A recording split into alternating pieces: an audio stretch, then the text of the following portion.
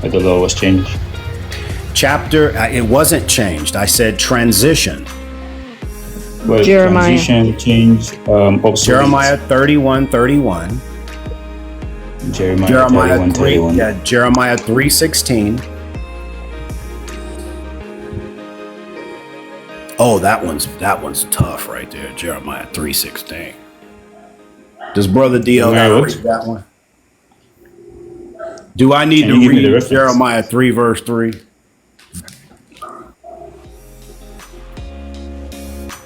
You got it, bro. 3:16. Okay.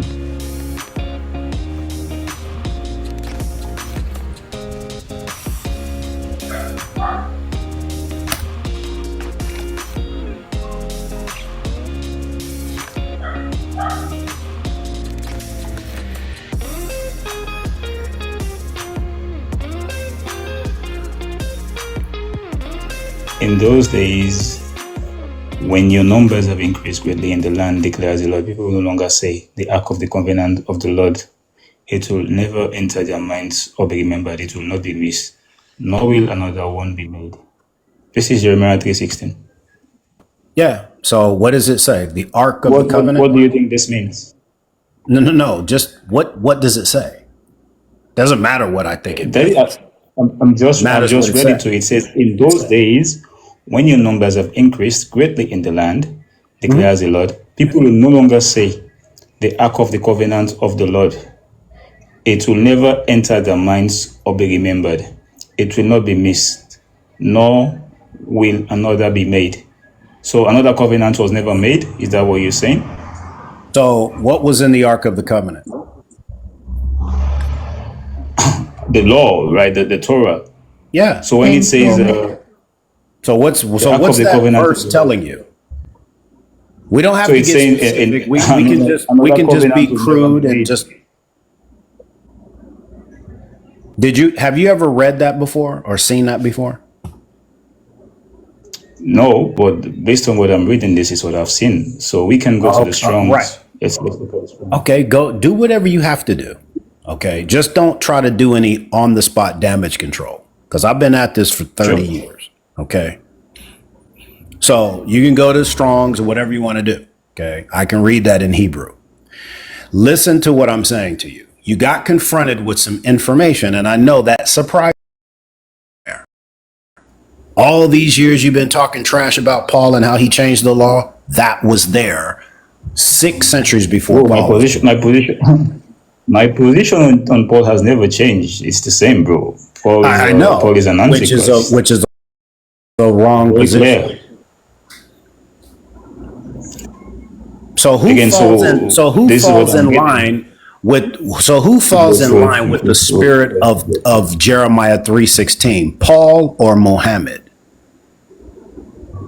Well, I can say the Prophet Muhammad does fall in line with that, but that is not even the point of the discussion for me. But you never accused Muhammad of not keeping the law. I'm not going to base the validity of the prophethood of the Prophet Muhammad Paul based on fits the spirit of that verse because he's the one you're always accusing of breaking the law. Well, he did break the law. How? Bro, the guy did break the law. How can you break a law? You're not okay. So we're going to take you to court for breaking Russian law. So the law of God is not the same as the law of So you're not a Russian law. citizen, are you? Right. Mm-hmm. So how can you break God's Russian law? God's law. If you one second. God's law is based. One second. God's law is not the same as you have in the law. Can we move to the Quran yet and show where Muhammad broke the law? Can we God's do that, law is please? it's not the same as having laws for countries, right? It doesn't matter where you're. No. What I'm trying to point out to you, Mufasa, is that people who follow Christ are under the new covenant that he inaugurated and that he ratified by his blood on the cross. And what are the contents? We're not under the old covenant.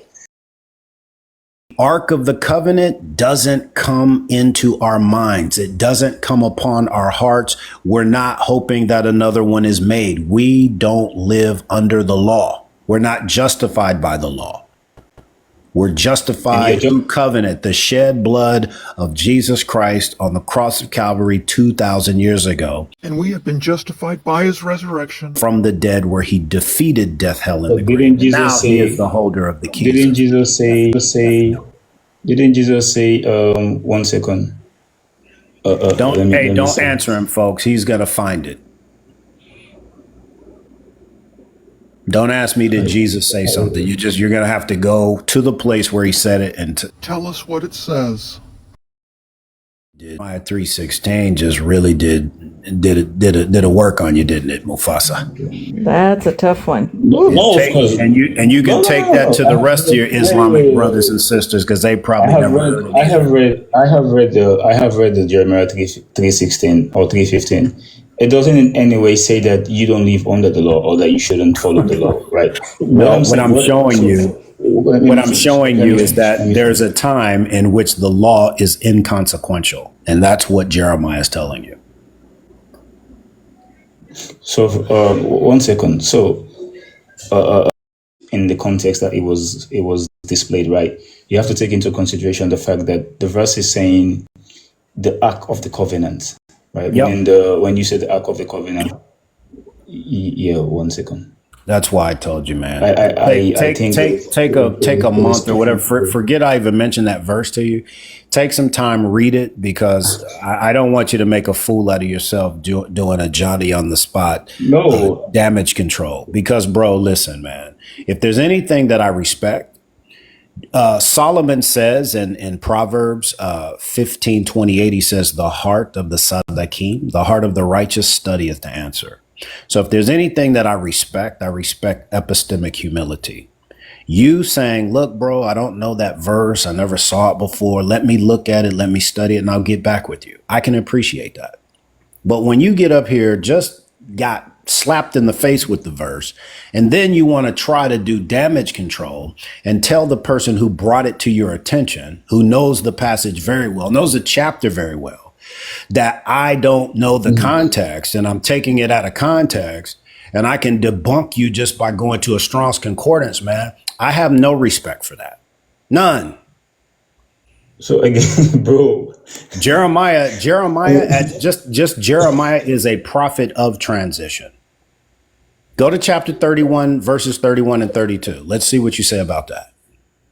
We're taking that out of context too. Let's finish with Jeremiah 3:16, right? So again, no, we're done with that. We're done with that, because you're going to end up making a fool out of yourself. Bro, how can you be done with something when let's go to the Strongs? I'm giving you because you already know that the Ark of the Covenant was the most revered artifact in Israelite history. It contained the tablets written by the finger of God himself, placed in there by Moshe Hanavi, the prophet, right? And there in Jeremiah said there's going to be a time when that ark ain't going to mean jack. It's not even going to come upon your heart or into your mind. Called superannuation. Inconsequential the law is. And then you want to get mad so the Ark of the Covenant. Then you want to get mad at Paul because he believes the prophet Jeremiah.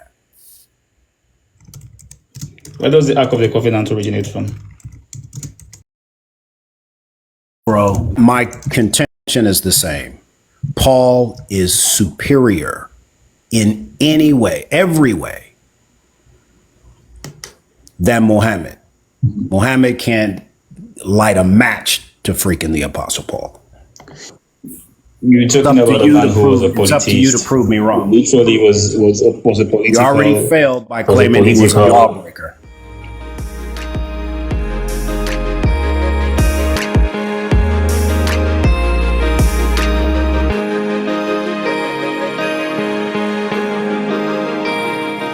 Have you ever read that before or seen that before?